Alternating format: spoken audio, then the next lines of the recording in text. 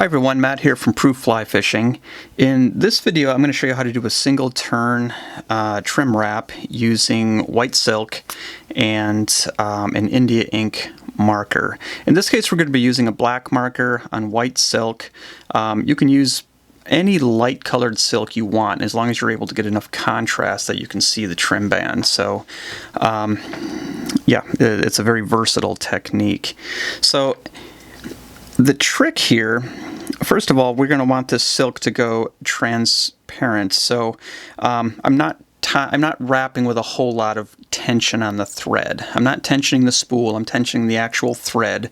It's running through a book, and it's fairly, I don't know, I'd say it's a medium tension. It's not loose, but we certainly do not want high tension on this if we want that thread to disappear on us. So I've started this wrap. We're up on the guide foot, and to get started here, what's important with doing the single turns is where you start and finish them. So we're going to start and finish them right on top of the guide. So if you'll notice, the thread is stopping right where the guide is. I'm going to back that off just a little bit so I can start to apply the marker just in front of where that guide is going to be. Sometimes you'll get a little bit of bleed on that marker, and so you'll want to compensate for that by traveling down the thread just a little bit, so if it bleeds up toward the guide, you're not creating an overlap that way. And we're going to give that just a couple seconds to dry. We don't want that to kind of contaminate the other silk or stain the blank. But it dries pretty quick, you know, I'd say 5 to 10 seconds, and we should be all set. Alright, so the next part we're going to do, so we've got our wrap started here, and it's going to start and stop right on top of the guide foot. So now we're going to wrap this silk around. You can leave a little gap if you want, it doesn't really matter at this point. And right where that silk starts to overlap with the guide foot, we want to just mark it with just a small amount of ink.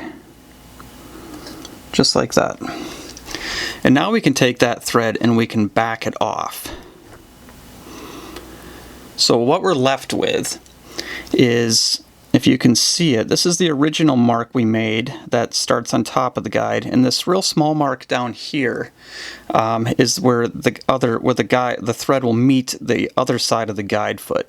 And then we're just going to take our marker and we're going to connect those two lines together. And I like to go on the underside as well as the top side of that thread, just to make sure we have really solid coverage. Once that's done, you just let it dry again, 5 to 10 seconds. I want to make sure it's good and dry when we wrap that in place. And the reason we do this, okay, so we're starting on top of the guide foot and we're ending on top of the guide foot because sometimes, despite our best efforts, and there's going to be a small amount of overlap in color on that thread. And if we want a true single turn wrap, we want to find the best place to put that small overlap, and that's going to be on top of the guide foot because it'll mask any very slight imperfection that might be there. So we should be good to wrap now. Again, we're going to lead that away from the main wrap just a little bit, create an intentional gap. And if you can see, my wrap is ending almost perfectly on top of that guide. So now I can just do a few more wraps. And now we'll start packing everything in place. And you'll see just how narrow those single turns can be, especially when you're using silk.